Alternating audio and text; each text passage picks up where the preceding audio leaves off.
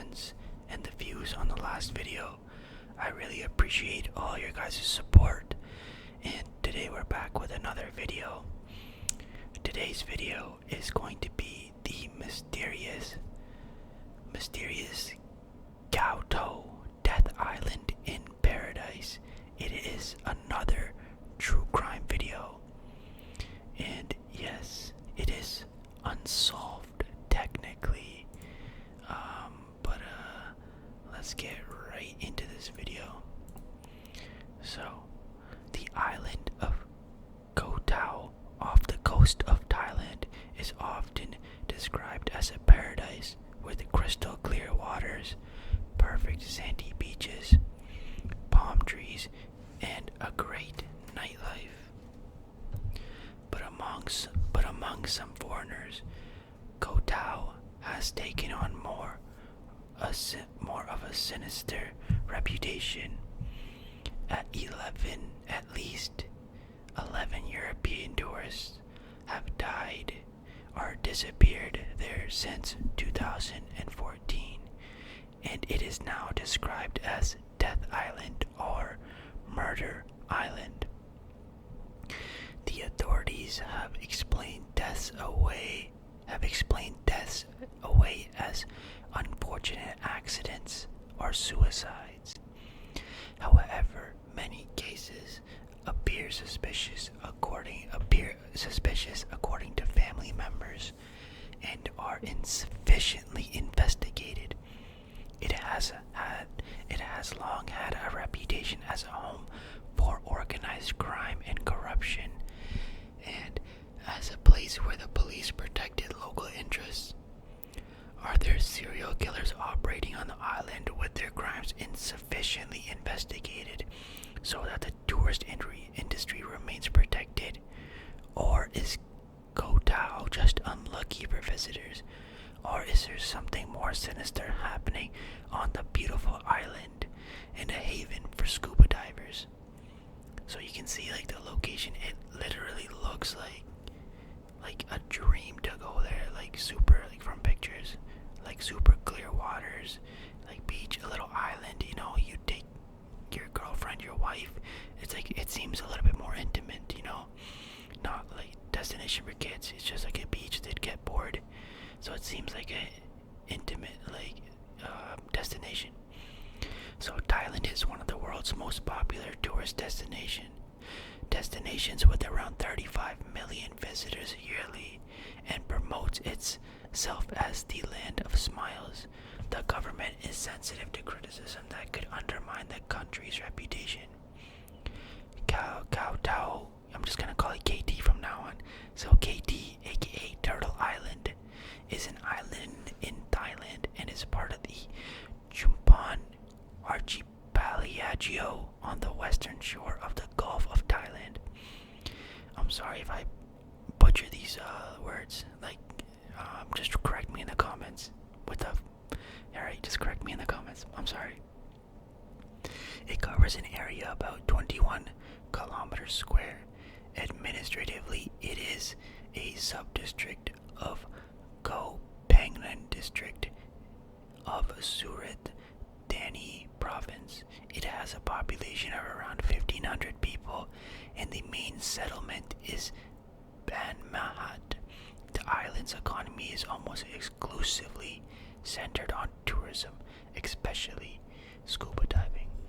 So the controversy surrounding KT, Thailand's Prime Minister Prayut Chan-o-cha questioned the attire and behavior of foreign female tourists shortly after the killing of two British backpackers, David Miller and Hannah Witheridge. I'll show you their pictures when I get into their details. So this happened in 2014. Hannah was raped before she was killed. They're right there.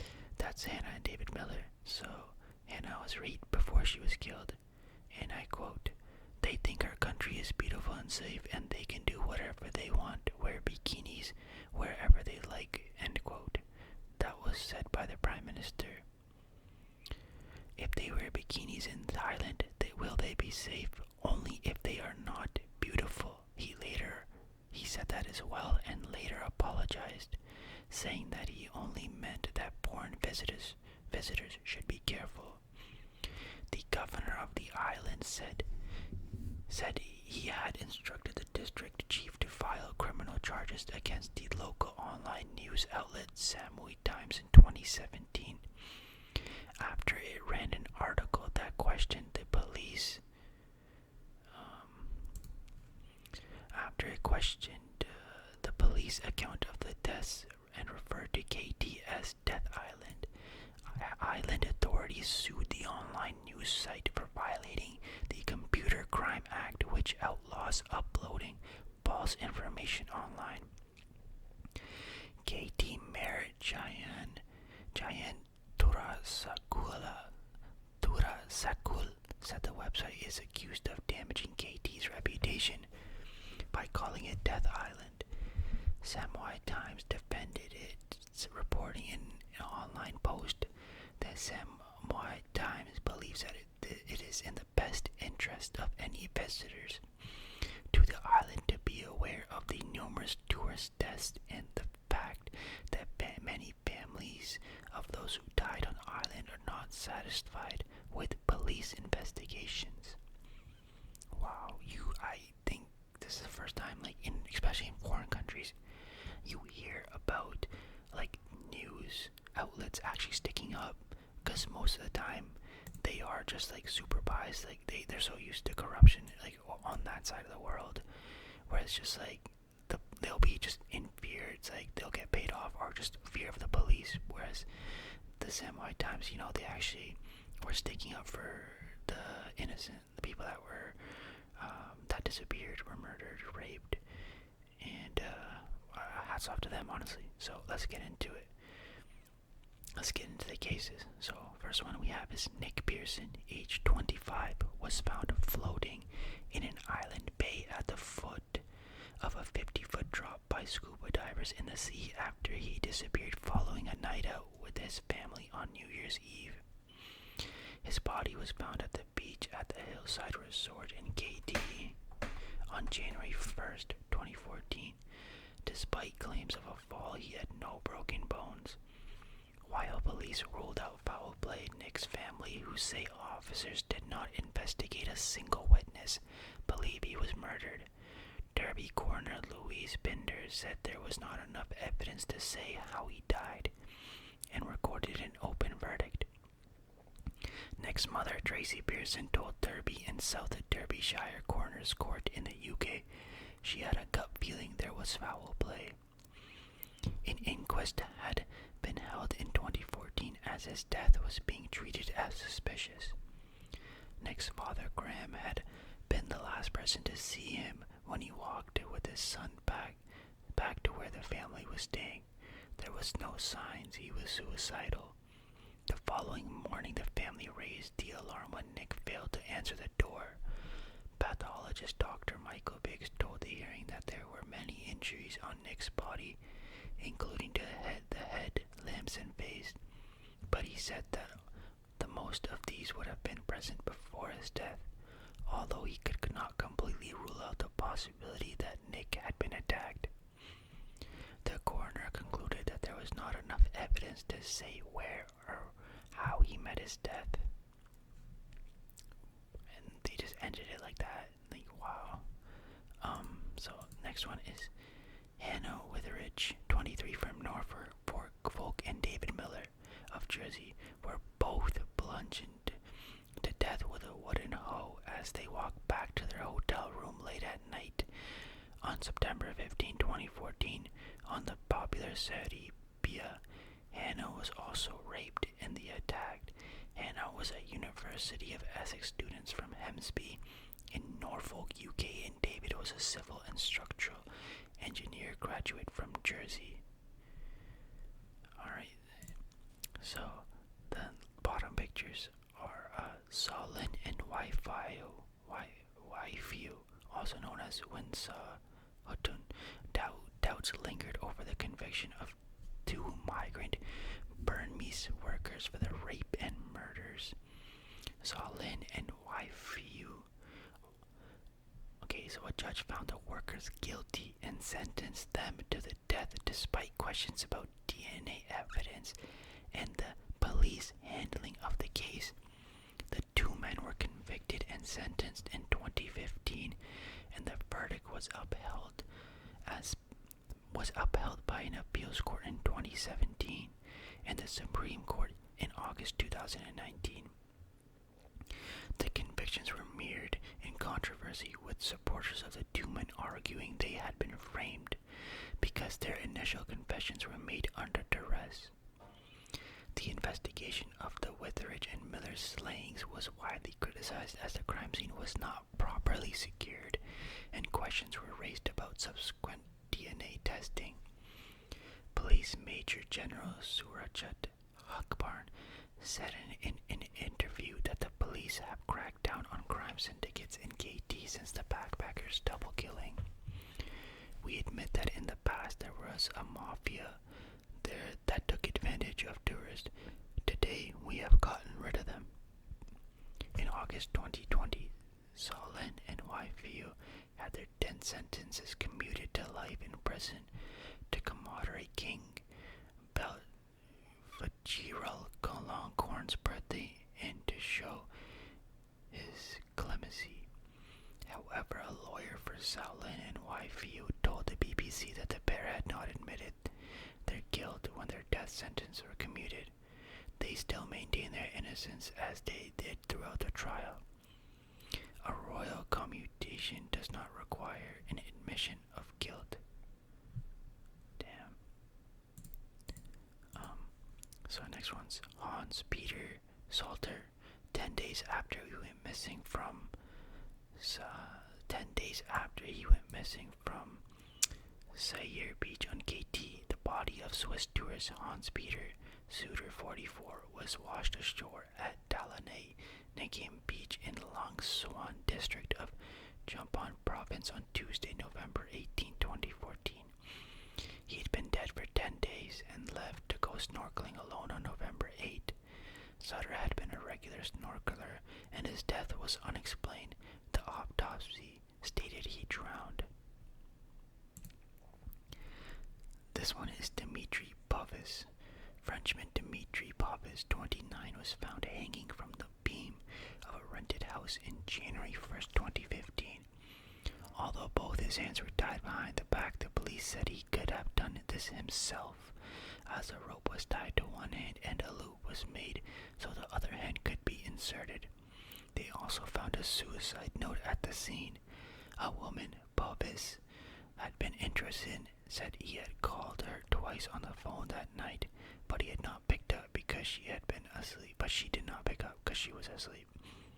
Friends and family remain suspicious of the police investigation and the insistence that Dimitri committed suicide, especially as his hands were tied behind his back. He'd also had given no indication before his death that he had suicidal thoughts. There's very limited information, but the thing is, with this information, it kind of like just says like both of these cases here, they were really like just rushed in a way. Like this guy's been snorkeling for years, Hans Peter, and all of a sudden he drowns, which is kind of suspicious because it's like it'd be at second nature, you know. It's like shooting a basketball or kicking a soccer ball. If you've been doing it for years, you already know how you're gonna do it, and you know what your limits are. You know, like, not to take a big risk, especially if you're by yourself and you've been doing it for so many years. And the suicide thing as well, I think that stuff is like, it's kind of obvious. This was kind of like murder in a way. Yes, you can tie that knot on your hand, but if you're hanging, like, how are you gonna hang yourself and tie the knot? How are you gonna get up? You know, like, it is possible, yes, but at the same time, I think it was set up, especially for Dimitri too, because I think the woman possibly set him up, in my opinion. Let me know what you guys think about these cases. Honestly, I kind of am curious to hear about your theories on these two. I think they were honestly murdered. There was foul play, I believe, in both of these ones.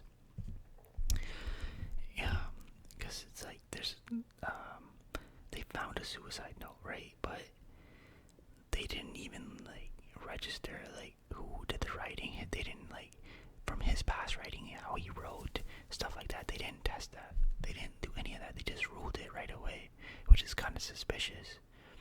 And it's like you can't even say, oh, it's a foreign country. They don't have like you don't need tools or anything. Like just use your naked eye. Like you can tell what somebody's writing's like. Especially nowadays, it's much more easier to tell. You know, it's like you can't be stupid about it. I think it's a cover right now. It's looking like a cover up. But let's get into some more. So this one here is Christina Ann Slay, a British woman who is 23 years old, was found in her room in the In Touch Resort on January 21st, 2015. There was no signs of struggle, rape, or other human DNA. She was said to have died of natural causes after mixing antibiotics while she was taking for a chest infection with alcohol. However, no toxicology report was conducted. The family contested the police's version of events, and nothing happened. So Valentina, on February 16, 2015, Russian tourist Valentina, 23 years old, vanished from her hostel on KT. She had checked into the hostel February 11th and was due to check out February 16th but failed to do so. A few days later, staff checked her room to discover her mobile phone, passport, and camera, all left behind. The last known video footage of the Russian woman showed her walking to Chalok in Bay and never returning. Police conducted she wanted to break a deep diving record at more than 24 meters. So next there was a Luke Miller. There's no picture, but he was 26, British bricklayer, was found at the bottom of a swimming pool at the Sunset Bar at Sire Beach on January 6, 2016. His family accused the Thai police of a cover-up. The authorities said he had died after striking the diving board from which he was jumping. There have been suspicious reports of the hand-sized bruising found on Luke's shoulders. So next is Elise. Elise was a Belgian backpacker, 30 years old, found hanging from a tree on April 27, 2017. Elise had been traveling around Asia for 2 years, and before her death, she had been living at a yoga and tantra retreat on Koh Phangan. She was part of the Satya Sai Baba cult and lived with a self-proclaimed guru. Phone records show that Elise called her mother on Skype April 17, 2017 before leaving Koh Phangan on a ferry on April 19. Investigators had no theory of her unexpected stopover on KT on her way back to the mainland in Bangkok. Her mother Michelle claimed. One second.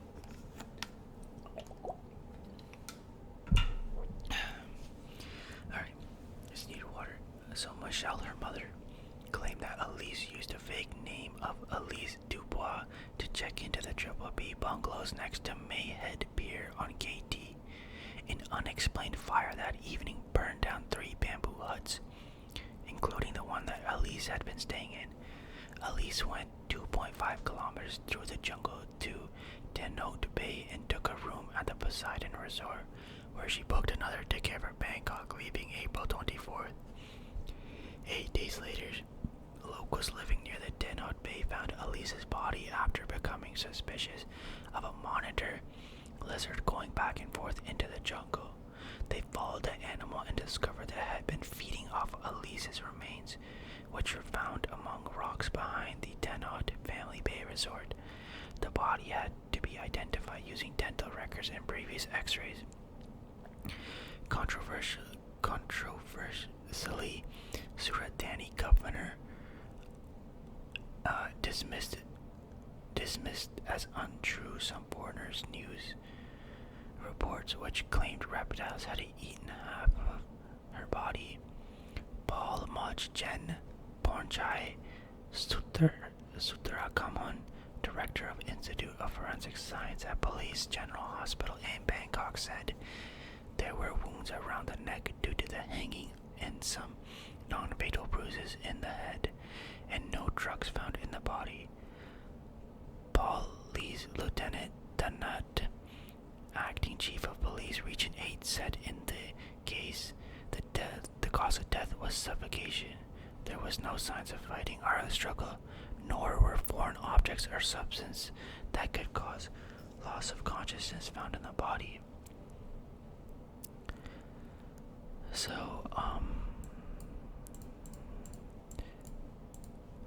posts on social media said that Elise had booked a ticket to Champagne province on the mainland and that her luggage arrived after her death, raising questions about her intentions to take her own life. Elise's mother, Michelle, says she does not believe the Thai police version of the events.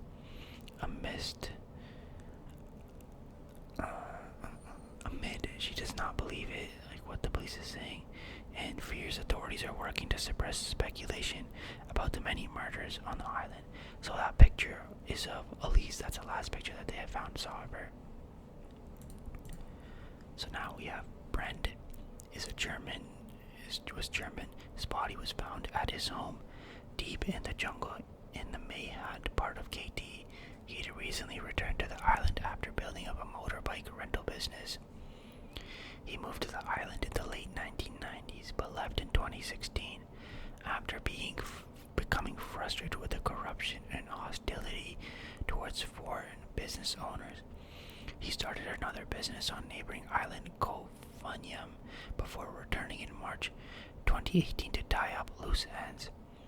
Bernard had also recently separated from his wife, Oi, a KT native with whom he had 7-year-old daughter,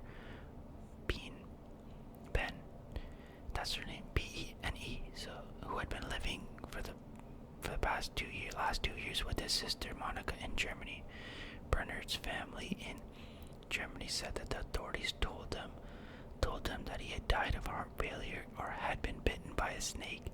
Coincidentally, pictures of Bernard with a snake were to be found online, but they were skeptical and said he was fit and healthy before his reported death.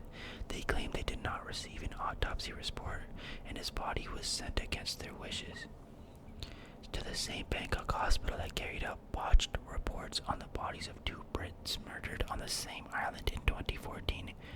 Bernard's cousin Christina said, "We cannot accept what the Thai authorities on the island are telling us. We are furious that we have not been able to have an approved independent forensic examination." International experts criticized the DNA testing done by the hospital at the time, with claims that samples were tampered with to incriminate 2 Guernsey workers falsely. The family claimed that the circumstances surrounding his death and the local police's refusal to cooperate with them have led them to believe that death is suspicious. So last is of Alexander. He was 33 from Moldova, was found dead in the Sea of Het Zaire on KT on Tuesday, October 9, 2018. Police recovered the body and took it to the neighboring island of Koh Tao. They believed he had accidentally drowned, of course, and he was thought to have been dead for around 12 hours when his body was retrieved. He entered the country September 26, 2018 before traveling to the island where he stayed at the Monsoon Gym and Fight Club. Witnesses said items belonging to the Moldovan were seen in the early hours of Tuesday morning, and police were alerted. Aaron Clay Klong, a security guard from Big Blue Diving Shop, told police he found a mobile phone, clothes, hotel key, shoes, and an ID on the beach at 1:30 a.m. during a beach patrol. The items were still there at 3 a.m. and he called the police. No signs of a robbery attack in the room at the hotel where Alex had been staying. The police quickly closed the inquiry, stating that he had drowned while swimming. So yeah, those were the cases of all at KT right now that were given. Honestly, my conspiracy theory, my theory about this island is this. Yes, they've stated it was under mafia control, and all of a sudden, the police just get rid of the mafia. I don't believe that for one bit. What I think is happening out there is something more sinister, because they're not giving autopsy. I think, especially for businesses like Bernard, they were probably asking for a cut. He didn't want to give in because, when you start your own business, you don't want to give away a percentage for like tax, like mafia tax, and those guys be asking for a lot. So I think his case was definitely that. And then with the other females, I believe they were either going to get trafficked, maybe they fought back, or even worse is that maybe, like, especially with botched autopsies, honestly, I don't want to say this, but I think maybe some of their, like, kidneys, livers, stuff like that, like stuff you can sell in the black market, because it does happen over there. I think stuff like that was stolen out of their bodies, in my honest opinion, such as kidneys to sell, like heart, etc. and all that. So I think that's what happened over there to them, because like they're not performing an autopsy, they're not doing anything like that. That's another theory of mine. Or there's just one sadistic serial killer that they're trying to protect. Maybe that's the situation as well. Because like everybody had, but I think it's more so mafia related in that way. Like maybe they are just cutting them up and like just giving up, because they're not doing autopsy, which is a sketchy thing, like super sketchy. And it's just like, and like as you think about it, like as the murders went on, they got more gruesome. Like Elise, like Lizard was eating her, they tried to burn her, maybe for like the body not to be recovered. And there is a cult like nearby as well, so maybe it's like if people don't join, or maybe these were people who were in the cult, and once they wanted to leave, they got killed. Perhaps that's another reason as well. Honestly, I think it's either the cult or the mafia. Maybe the mafia is the cult, or the cult is the mafia, or whatever. Because, once you enter a cult, that stuff is scary. Like, I'm not gonna lie. Like, I've never been in a cult. But if you have, let me know what it's like. But those guys are serious. Like, once you're in that shit, like, you cannot leave. Like, it's life or death over there.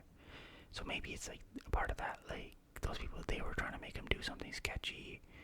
These people came all the way here to, find themselves or whatever, or to experience what it is like out here.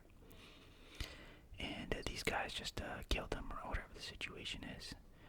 But yeah, it's unfortunate how corruption is over there. A couple of $100,000, $1,000 over there can go a long way, especially for police to just botch an autopsy and etc. like that. Super sad, honestly. But I feel bad for the families. Anyways, I hope you guys enjoyed this video. It is a little bit longer. Let me know if you guys have any other preferences you guys want to hear about, what other stories you guys have. Like, if you know any other serial killers that I should cover, please let me know.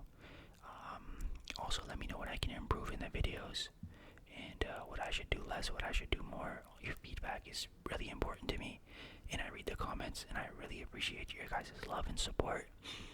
Please leave a like, comment, subscribe.